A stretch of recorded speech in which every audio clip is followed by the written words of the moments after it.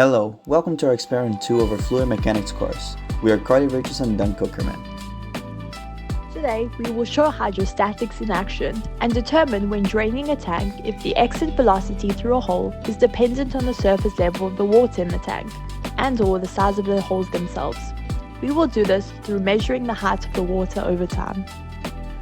Our setup was as follows. We took out a water bottle that we marked with measurements, cut out holes for draining, filled the bottle, and released all the holes simultaneously. Our assumptions were as follows.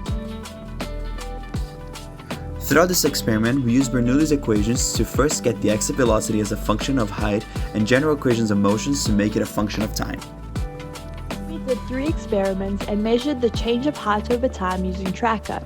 We then used this to calculate the exit velocities using MATLAB. In our first experiment, we used 3 holes of 40 millimeters at different heights.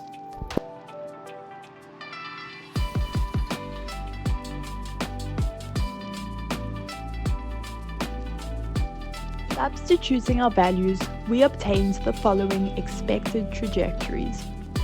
Here are the actual trajectories obtained. The horizontal lines are theoretical values for the horizontal distance covered. We see that the closer the hole is to the bottom, the more the results align.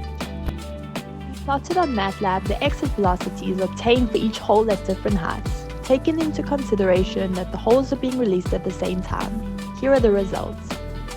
In our second experiment, we placed a straw in the hole. We saw that the straw created a more steady flow, which would improve our calculations. In our third experiment, we used the same height but different diameters of holes.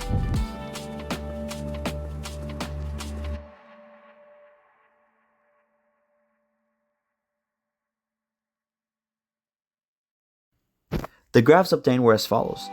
We saw that changing the diameter did not change the exit velocity of the liquid.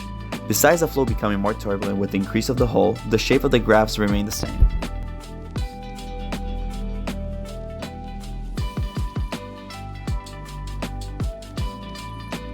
We see that changing the tank's cross-section or the opening shape does not affect the exit velocity as long as the area is kept constant. It does, however, affect how the water level changes and the discharge rate. The location of the opening will change the results. Having an opening at the bottom will make the water level lower in a smoother way because the driving pressure will diminish steadily, while having a side hole may face some complications with wall effects or air entering the hole.